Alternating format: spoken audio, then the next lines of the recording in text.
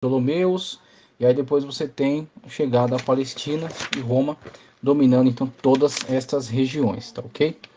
Os povos unificados, um dos privilégios, né, dos benefícios, aliás, privilégio não, um dos benefícios, então foi um benefício para a pregação do evangelho, agora claro, era um malefício para os judeus que tinham seu país submetido, né, subordinado à administração romana. Então, no primeiro momento, você tem um procônsul romano, eles que organizam as províncias, eles que colocam quem eles quiserem para governar. Aí, por medida política de tolerância, eles permitem a existência de um sinédrio, no qual você tem 71 anciãos que podem julgar questões de religião e de costumes, mas não pode aplicar a pena capital. É por isso que eles tiveram que levar Cristo até Pôncio Pilatos, um procurador romano, para que ele decidisse se Cristo seria morto ou não. Inclusive, ele lava as mãos e devolve para aquelas lideranças, né? Então você tem essas situações aí, mas teve que passar por ele. Então, claro que isso não é uma situação benéfica, né? Você tem que pagar impostos. E chegou um momento em que os imperadores passaram a se tornar mais intransigentes e passaram a exigir que os judeus, semelhantemente a todos os outros povos do mundo, que assim faziam, recebessem também a figura do imperador como um deus. Então você tinha este culto cívico, vamos colocar assim, para você demonstrar a sua fidelidade ao imperador. Então não era uma questão que de fato ele se achasse Deus, que tinha poderes sobrenaturais, mas era uma questão de subjugar. Então subjugar os povos, fazendo-os lhe adorar. Então ele queria impor que uma estátua sua fosse entronizada ali no templo, e isso para os judeus foi algo inaceitável. De fato, eles eram muito fiéis nesse aspecto, então eles não aceitaram esta medida, e isso veio ocasionar então a grande guerra, né, do ano 70 da era cristã, que foi profetizada já por Cristo, quando disse: não ficará pedra sobre pedra que não seja derribada. Então isso se concretiza, né, com esses movimentos aí no qual o império se torna intransigente, quer impor essas medidas, eles não aceitam, daí vem essa destruição, e futuramente os judeus tentam se reorganizar sob a liderança de Bar Koba, e tentam novamente uma guerra contra os romanos, quando então serão completamente expulsos dali. Aí vem a grande diáspora dos judeus sendo espalhados pelo mundo em 135 da era cristã, uma coisa assim. São povos unificados, Pax Universal, a Pax Romana, a lei romana, submetendo todas as outras demais. Então você não tinha esse problema de fronteiras. Então seria algo muito complicado, muito sério, se você tivesse uma grande fragmentação de povos, como era de fato, né? Então, impérios que não conseguiram se estender de uma forma tão vasta, e muito menos unificar, né, pacificar e se impor sobre as administrações locais. Então, se não houvesse um Império Romano estabelecendo essas condições, e aí passa a ter mais sentido. Olha só a coisa extraordinária, né? Passa a fazer mais sentido quando você se lembra de que Cristo, no seu julgamento, foi colocado diante de Pôncio Pilatos, que olhando para ele ali, já havia sido surrado durante toda a madrugada, toda a noite e madrugada, estava amarrado, com as suas roupas já estragadas, né? Com a sua face machucada. E Pôncio Pilatos olha para Cristo e diz: não sabes que tem o poder para te prender ou para te soltar, te libertar? E Cristo, olhando para aquele menos que nada, né, aquele fragmento de coisa nenhuma, ele trata de o atualizar com relação à realidade dos fatos. E ele diz: nenhum poder teria sobre mim se do alto não lhe fosse dado. Então, certamente aquela frase fez a coluna de Pôncio Pilatos, né, congelar, né? Deve ter subido um calafrio por toda a sua espinha. Uma frase vinda de um homem que estava ali diante dele, surrado, né? Arrebentado. E ele tem a coragem de falar algo assim diante de um procurador romano. Então, com certeza certamente havia algo muito especial, né, naquele homem. Como o outro centurião romano, ao pé da cruz, quando Cristo dá o brado, rende o seu espírito, aqueles eventos cósmicos acontecem, né, o escurecimento do dia e tudo mais, e ele olha para aquele homem pendurado na cruz, né, e diz: verdadeiramente este é o Filho de Deus. Então, o que ele viu, né, o que ele percebeu?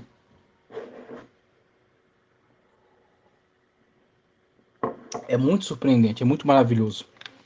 E de que Cristo está falando, né? Que nenhum poder teria submisso do céu nos fosse te dado. É exatamente isso.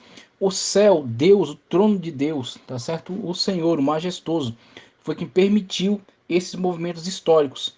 A propagação do helenismo, a fundação dessas Alexandrias, a divulgação do idioma grego, a helenização dos povos, depois o levante, né, de Roma, a dominação, tá certo? O vasto império que estabeleceu, as estradas que construiu de comunicação entre essas terras, a Pax Romana que impôs a pacificação dos povos, a subjugação de todas as administrações locais a um poder central, tá certo? Com isso, a unificação. E aí você tem a facilitação do trânsito. Então você pode transitar por todas essas terras que antes eram administradas por pequenos reis que se achavam pequenos deuses e que atrapalhavam o caminho dos outros por seu bel prazer, cobrando impostos ou não permitindo que atravessasse ali. Então, não quero saber de cristianismo, você não vai passar aqui, não vai entrar aqui, aí teria que dar a volta por outro. Então seria assim, muito, muito mais difícil. Aí com a plenitude dos tempos e com a permissão de Deus para estes eventos históricos, você tem a transformação do mundo, tá ok? Então você tem aqui essa situação, conforme colocado aqui, o intercâmbio entre os povos, tá ok? Intercâmbio entre os povos, que é exatamente isso que eu estou descrevendo para vocês. Então, com essas condições, havia mais trânsito. Então, as pessoas transitavam, o comércio transitava entre as nações, diferentes nações, as religiões também, as ideias, as filosofias, tudo isso passava a ter livre curso, né? Transitava pelas estradas e alcançava diferentes regiões. Então, quando o cristianismo partiu, os apóstolos partiram para o evangelismo, se beneficiaram também dessas condições. O mundo, ao surgir o cristianismo, as condições religiosas, você tem as condições religiosas, tá? O mundo ao surgir o cristianismo, subtópico aqui. As condições religiosas, a religião romana do Estado, as religiões orientais, a curiosidade e o anseio religioso e as condições intelectuais. Você tem todos esses pontos aqui que eu quero contribuir com o entendimento deles através de uma leitura. Eu vou trazer diversas leituras aqui ao longo do nosso curso, viu? Um livro que eu quero trazer é História da Reforma. História da Reforma. Deixa eu pegar aqui o nome do autor, que é meio complicado. Ele é da Casa Editora Presbiteriana, tá? O autor, J.H. Merle de Albinet. J.H. Merle de Albinet. Temos aqui o volume 1, tá ok? É um livro antigo esse aqui. Deixa eu ver de quando é esse livro. Esse livro aqui é antigão. Não estou encontrando aqui a data. Deixa eu ver. Ah, de 1951. Tá? Esse livro aqui é de 1951. É uma raridade que eu consegui encontrar aí nos sebos.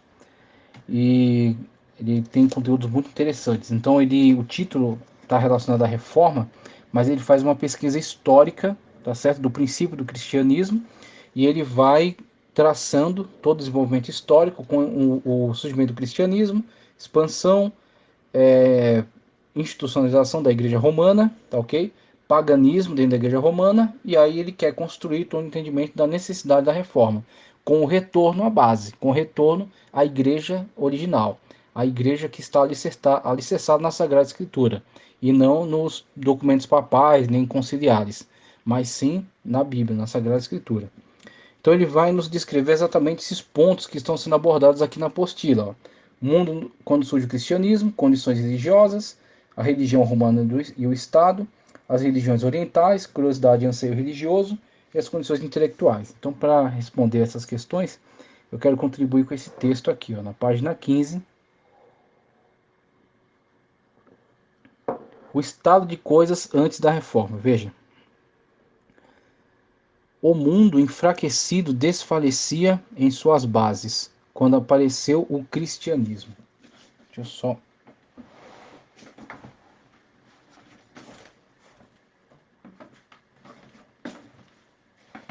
Pronto, deixa eu continuar aqui. Vamos lá. O mundo enfraquecido desfalecia em suas bases quando apareceu o cristianismo. As religiões nacionais, que haviam sido suficientes aos pais, não satisfaziam já os filhos. A nova geração não podia conformar-se com as antigas formas. os deuses de todas as nações concentrados em Roma. Então havia esse grande sincretismo aplicado, né, pelo Império Romano, que era uma medida política tentando unificar esses povos debaixo do seu domínio, né? Então admitiam esses deuses dentro do seu panteão, mas todavia, né, impunham que eles, por outro lado, também aceitassem, acatassem as suas leis e também seus deuses, e principalmente a figura do imperador. Então era uma troca, né? E isso para que se estabelecer, ficasse muito claro o domínio romano sobre esses povos. Tinham, vamos lá, concentrados em Roma, tinham perdido seus oráculos. Então esses cultos, esses deuses tinham perdido seus oráculos, ou seus profetas. Assim como os povos sua liberdade. Postos frente a frente no Capitólio, destruíram-se mutuamente. As divindades desfaleceram. Um grande vazio se notava na religião do mundo. Então você tem,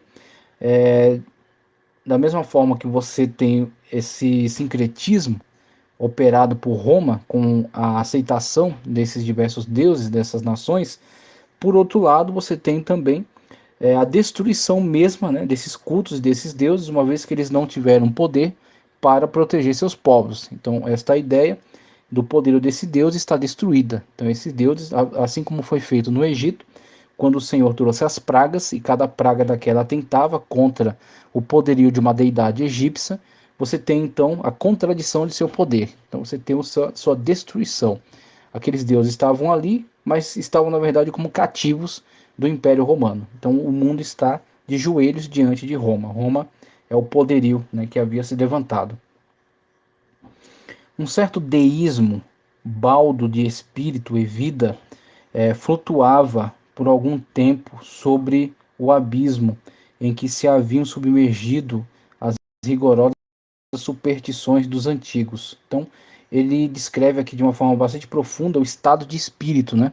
O estado de espírito desses povos diante do fracasso de seus deuses, da destruição de suas soberanias, né, e da sua subjugação ao Império Romano. Então você tem como que uma negação, tá certo, desses deuses. E aí você tem uma brecha, né, uma brecha extraordinária para a entrada então da pregação acerca daquele que morreu e ressuscitou, né, do Senhor Jesus Cristo. Porém, assim como todas as crenças negativas, ele não podia conservar nem edificar coisa alguma. Em, Vamos lá. Bem depressa, as nacionalidades mesquinhas caíram com seus deuses. Os povos fundiram-se. Na Europa, na Ásia, na África, não houve mais do que um império. O gênero humano começou a sentir sua universalidade e sua unidade. Então o Verbo se fez carne. Coisa maravilhosa, né? Aquilo que chamamos de plenitude dos tempos. Veja só. Deus apareceu entre os homens e como homem para salvar o que estava perdido. Em Jesus de Nazaré habitou corporalmente toda a plenitude da divindade. Este é o maior acontecimento dos anais do mundo. Os tempos antigos o haviam preparado, os modernos dimanam dele. Os modernos dimanam dele. Ele é o seu centro, seu vínculo, sua unidade. Desde então, todas as superstições do mundo não tiveram mais sentido algum, e os enfraquecidos restos salvos do grande naufrágio da incredulidade submergiram-se ante o sol majestoso da verdade eterna. O Filho do Homem viveu 33 anos no mundo, curando os enfermos, instruindo os pecadores, não tendo jamais um lugar onde repousasse a cabeça, fazendo brilhar no meio deles, fazendo brilhar, deixa eu ver aqui, eu me perdi, fazendo brilhar no meio deles, fazendo brilhar no meio deste abatimento, fazendo brilhar no meio deste abatimento uma grandeza, uma santidade, um poder, uma divindade como o mundo jamais havia conhecido. Inclusive, este era o espírito daqueles que ouviam Jesus ensinar, né? De onde lhe vem tal sabedoria, né? Quem lhe deu tal autoridade? Então, essa era a surpresa daqueles que ouviam a pregação de Cristo. Tanto judeus como gentios que ali habitavam, todos se surpreendiam diante da grandiosidade da pregação do Senhor Jesus Cristo. Padeceu, morreu e ressuscitou e subiu ao céu. Seus discípulos, começando por Jerusalém, correram o império e o mundo, anunciando por toda a parte seu mestre como autor da salvação eterna, no meio de um povo que rejeitava todos os outros. Deixa eu ver aqui, deixa eu localizar. Saiu a misericórdia. Do seio de um povo que rejeitava todos os outros, saiu a misericórdia. Com relação aos judeus, que se enclausuraram dentro de seus costumes e de sua religião nacional, né? Não olhando para a missão que já havia lhe sido dada por parte do próprio Deus, de proclamar aos povos acerca do Deus verdadeiro, mas eles não assumiram essa responsabilidade. Aí você vê a parábola, por exemplo, né, da vinha, né? Então você vê quando Deus envia mensageiros, eles matam todos aqueles que são enviados, os profetas, e depois ele envia o próprio filho, e a estes também ele mata.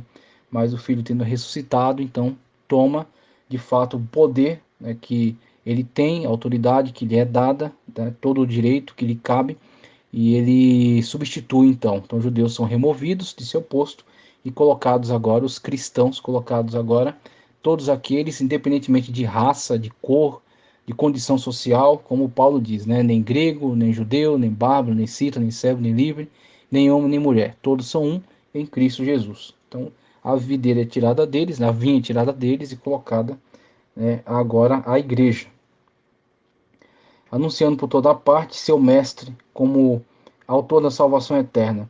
Do seio de um povo que rejeitava todos os outros, saiu misericórdia, que os chamava e os reunia. Um grande número de asiáticos, de gregos, de romanos, conduzidos até então por sacerdotes aos pés dos ídolos mudos, creram no Verbo. Este iluminou repentinamente a terra como um raio de sol. Disse Eusébio, essa frase é de Eusébio, disse Eusébio, né? Um sopro de vida começou a mover-se sobre este vasto campo de morte. Um povo novo, uma nação santa formou-se entre os homens, e o mundo espantado contemplou nos discípulos do Galileu, uma pureza, uma abnegação, uma caridade, um heroísmo que até já tinha perdido ideia. Então, somente até aqui, o texto dele é muito maravilhoso, ele é muito profundo nas suas palavras, mas não vou me estender muito para não ser cansativo aqui nesse acréscimo, né? Então temos aqui J.H. Merle de Albiné com História da Reforma, mas principiando aqui com a base, né, de formação da igreja, né? Quando o Senhor Jesus Cristo veio ao mundo, qual era a condição do mundo e o momento, né, de surgimento da igreja. Então você tem com esse texto o esclarecimento, condições religiosas, né, esse desmantelamento das religiões, a religião romana, então